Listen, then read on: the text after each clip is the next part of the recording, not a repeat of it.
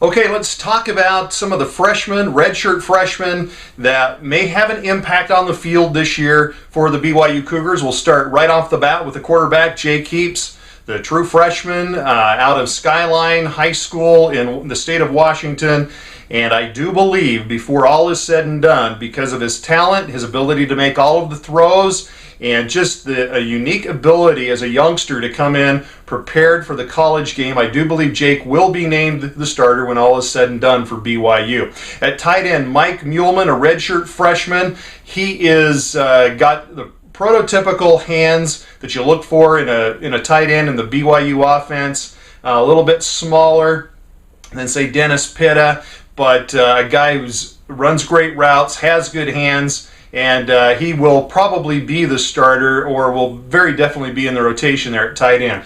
The other guy at tight end, Devin Mahina, we've talked about before, comes in off a mission as a freshman, and 6'6", very long, about 230 pounds, very talented, and a guy that I can see putting on another 20 or 30 pounds from where he's at right now, and just be a devastating tight end for BYU as he rolls forward in his career. And unfortunately, Richard Wilson, the third tight end in the rotation, has been injured, and it will be interesting to see what the coaches do with him as we get into fall, because he is very, very talented, a very talented football player, and the Cougars may look to get him on the field as either a linebacker or keep him on the offensive side, maybe in an H-back or fullback type role. We'll have to see how that plays out. Another guy that I really like, and I'm going to include the return game in the offense, and that's J.D. Falslev, a walk-on from Skyview High School from last year, and I refer to him as the rich man's Nate Mickle. He's quicker, faster,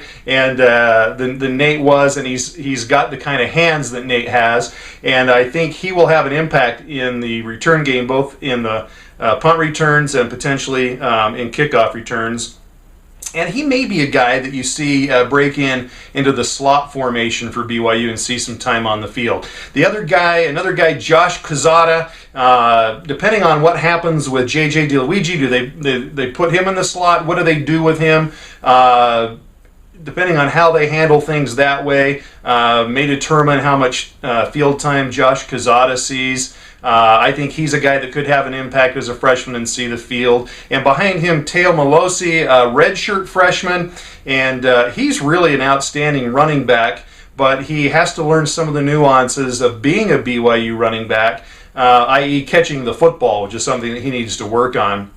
And so if Teo can make some progress in that area, he may have an impact on the field in 2010. Another guy, Houston Reynolds, a guy that was supposed to see some time on the offensive line, maybe even be a starter last season before getting injured. I think he may be in the rotation at center. I think right now he's behind Braden Hansen, so we'll see how that pans out. But I do believe he will probably see the field some this year. And then another guy I'm going to throw out there just for kicks, Cody Hoffman, not a guy in the main rotation for the BYU Cougars as far as receiver goes, but a guy who I think will get on the field and have an impact just because of his size. Cody Hoffman's 6 foot and all of 210 pounds, or excuse me, 6'4", 210 pounds, between 200 and 210. And I think he could be a very interesting prospect as well. So that's a look at the freshmen and redshirt freshmen that are practicing right now that I think could have an impact